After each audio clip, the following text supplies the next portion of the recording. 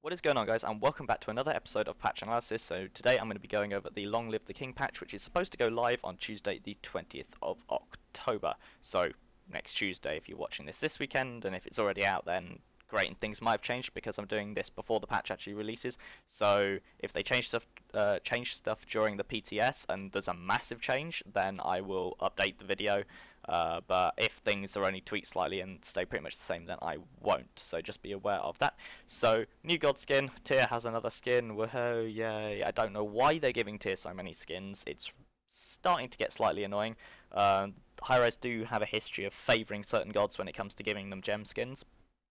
Whereas other gods get neglected, and that is quite frustrating, especially if you really don't like the god they're putting loads of skins on. Tyr isn't played a ton, but he is played more than... He went through a phase where he was just not touched at all, so at least they're not putting it on a god that is just not played at all. So, Odyssey Week 5 item, Medusa skin, that actually looks really nice. Medusa's also a very well played ADC, so... Not as if they're... my main concern when they do Odyssey stuff is that they're going to put it on a god that just no one plays, and it's like, why? I don't know why they did the Khepri skin last year, even though the Khepri skin was quite cool. New voice packs, standard stuff, updated god card, don't care about that, miscellaneous crap. Item changes, so Adventurer's Blade. Just read this, it's ridiculous. When looking at items, we take all factors into account, from item cost to stats to icons. Adventurer's Blade is an item that was balanced around the idea that the icon was the same as Winged Blade. Simply put, without knowing its true identity, the item couldn't perform to its full capability. After re-evaluating, we now feel the game is in a state where we can update this item's icon. Today, Adventurer's Blade discovers itself. What the fuck was all of that waffle? Couldn't they have just said we added an icon for Adventurer's Blade and it's not using the same one as Winged Blade anymore? Would have been a lot simpler. Not quite sure what Hi-Res is going on about there. If you do know, tell me in the comments because I have no bloody idea. Anyway, Bluestone Pendant. This is the bit I'm happy about. They reduced the power from 20 to 15. They're nerfing Bluestone Pendant. Finally. As I said in a previous video, if you have an item like Bluestone Pendant, which is a starter item, which is potentially viable bought third item when you're doing stuff like Sun Wukong Jungle, if people are buying starter items third item and getting away with it, that starter item is overpowered. So they've reduced the power. Really pleased. I'm not sure 100% in regards to the numbers, whether this will be enough or whether it will need to be nerfed again, but at least Hi-Res is starting to actually do things. Another slight nerf to Mail of Renewal, 300 health down to 250. Again, the main part of Mail of Renewal is the regeneration, which got nerfed last week. Not by a ton, but it is sort of bringing Mail of Renewal down sort of a bit more on par with the other defensive items. However, again, I still think Mail of Renewal will stay strong, and I still think it will be a priority item. Definitely a really good item to get on jungle in terms of jungling, on gods like Thor and stuff like that. God changes, updated the description for Amuzenkab's passive, and fixed a bug with some description or something like that. Updated the description for Ao Kwang's passive. Artemis. Now here's an actual update where they've actually changed something. They've given Artemis a buff, reduced the mana cost of Transgressor's Fate, which is her trap, her one, by quite a lot. That's down to 45 at all ranks, which at max rank is almost halved. Vengeful Assault, which I believe is her 2, that's that little attack speed steroid and stuff like that. That's really useful when boxing the other ADC, which is really effective. Reducing the mana cost of that is going to help out a lot, so I do expect to see Artemis picked up a little bit more than we've seen previously. I'm not exactly sure how much. I guess we'll just see how it sort of works out when she's playing in lane against other ADCs, but for the most part, looks like we're going to be seeing a bit more Artemis. Bellona improved the accuracy of the inner ground targeter on her ultimate, Eagle's Rally. So if you didn't know, the center of Bellona's ultimate is if you hit them directly on with the flag, that small area in the middle of the ultimate, then the enemy gets stunned. I believe that's what it's talking about. The targeting for that hasn't felt as smooth as it possibly could be, so I'm hoping that that's what they've changed, and if I am understanding that correctly, then that's really good. So Khepri, the scarab beetle thing, Rising Dawn, which I believe, is that his 2? I think it is. Increased cooldown from 10 seconds to 12 seconds. Slight nerf on his ability to damage the wave, allowing the ADC to then clear it really easily. However, not a huge nerf. The main nerf is on Scarab's Blessing, which is his ultimate.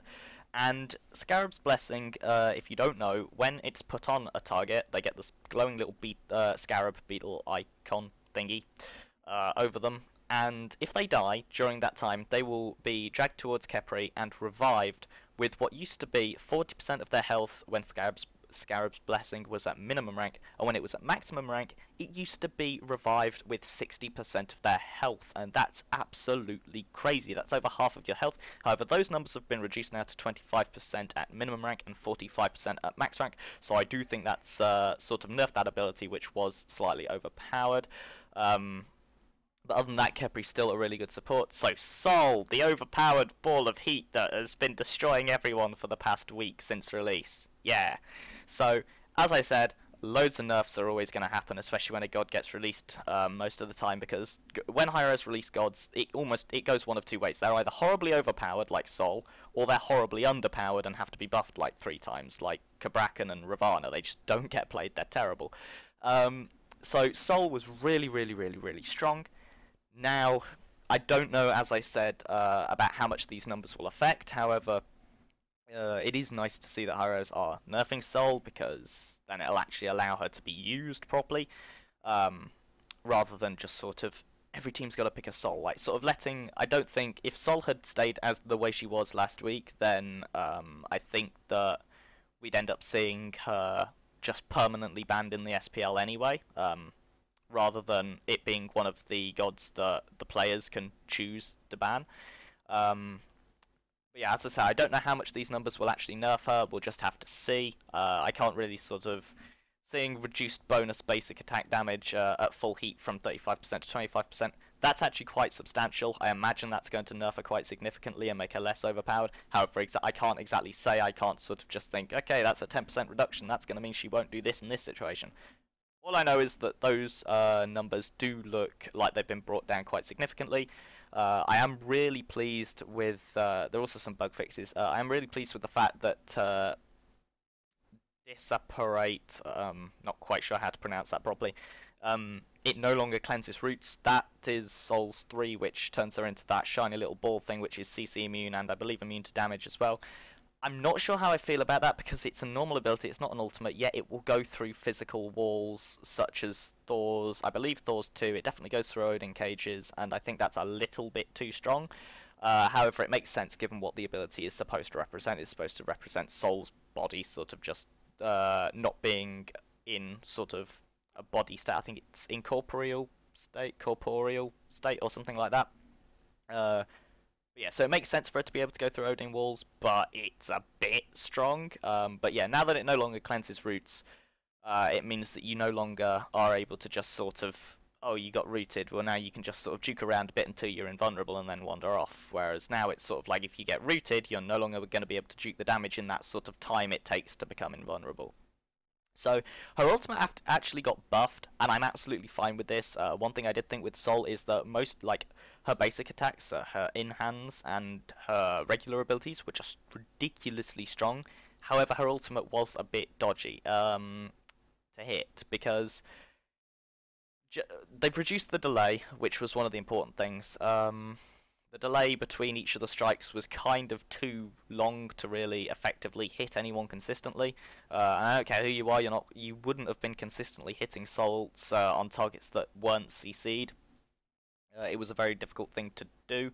I haven't played Sol all that much, but I've spoken to a few people that have played her a bit, and they say that the ultimate is kind of difficult to hit as well.